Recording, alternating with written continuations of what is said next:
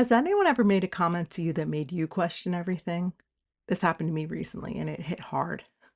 I ended up having to practice what I preach and follow my IRULE framework to work through my big feeling.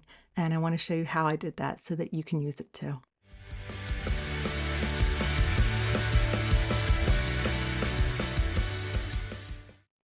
Hi everyone, I'm Dr. Missy Kleins and welcome to Big Feelings. So, my channel is still pretty new, and while I know how to be a therapist, I'm learning a lot about this whole YouTube creator process. So, it really threw me off on Monday when I received my first negative comment. And it was a silly, small one. It was, "You look creepy."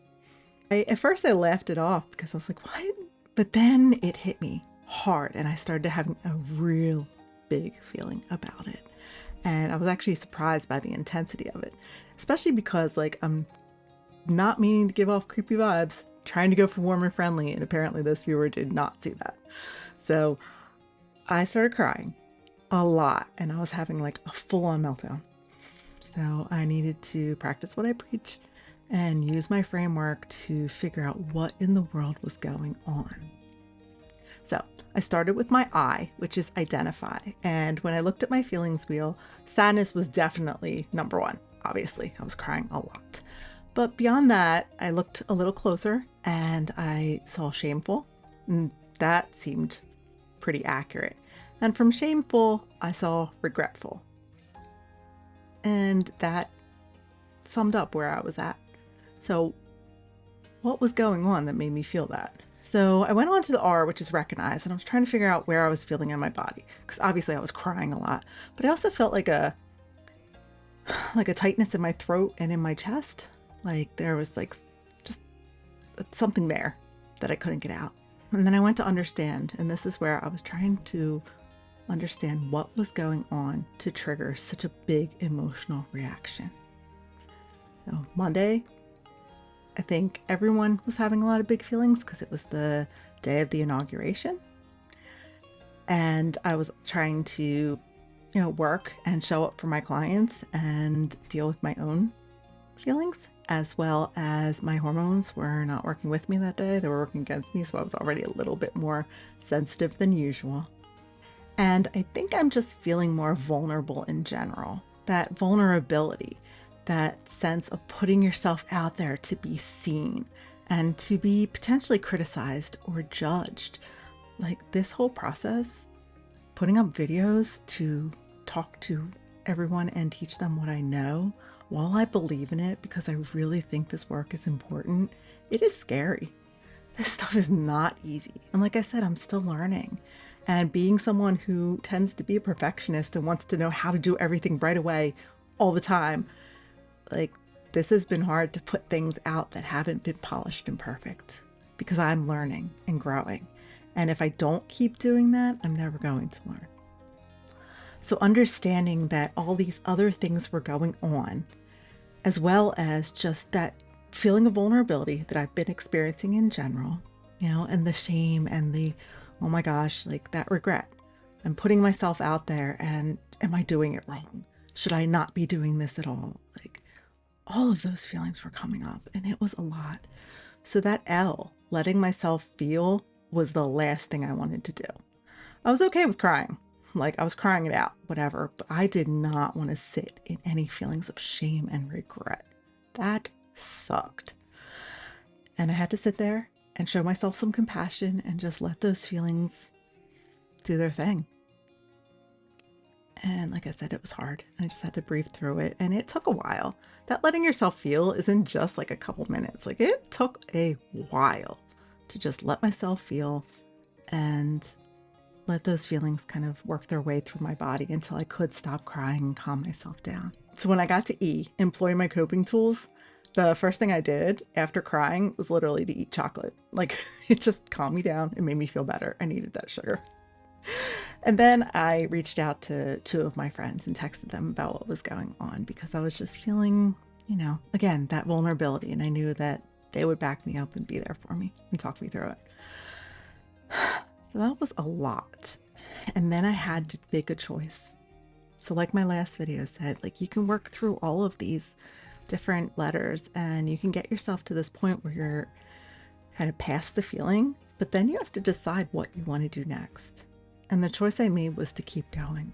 Because at the beginning of the year, I made a promise to myself that every week I would post a video for this channel.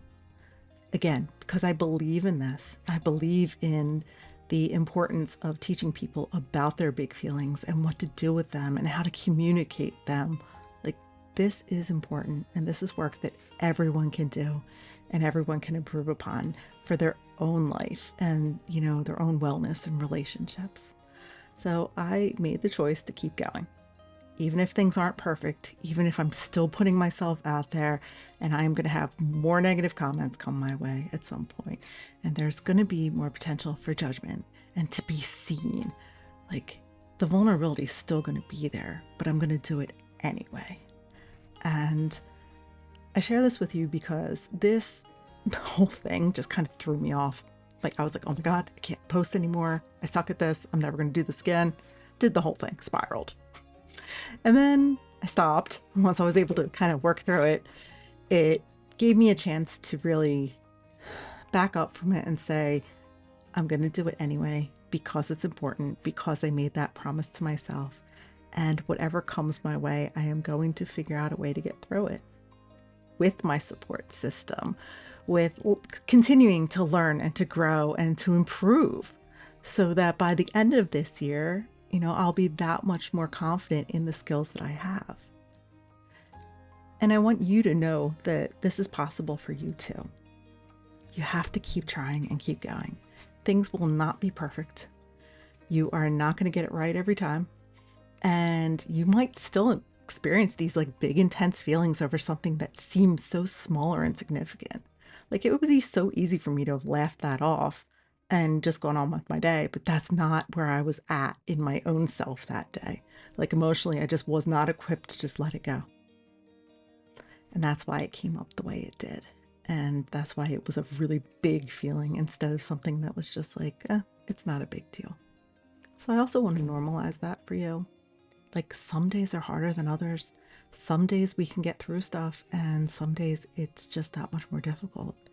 And I don't want you to dismiss yourself or invalidate yourself or tell yourself that you're being ridiculous, because you've probably gotten those messages from other people in your life, and that's probably why you're telling yourself that too. But those messages didn't help you up to this point, and it's not going to help you for you to tell yourself that now. Even if you feel ridiculous, whatever. You know, just sit with it, let yourself feel the feeling, know that it will pass, and you have a choice of what you want to do with that feeling. We all face moments that make us question ourselves and what we're doing, but the most important thing is for us to keep going, to keep pushing forward, to keep trying, and to believe in our ability to work through it. You can do this. Like, I believe in you. If I can do it, believe me, you can too. If you've ever let fear or shame hold you back, this is a reminder that you are not alone and you're going to be okay. Let me know in the comments, how do you handle criticism? What are some things that have been said to you that have thrown you off and made you spiral that you've needed to work through? Because I promise you, whatever you write, other people will be able to relate to it too.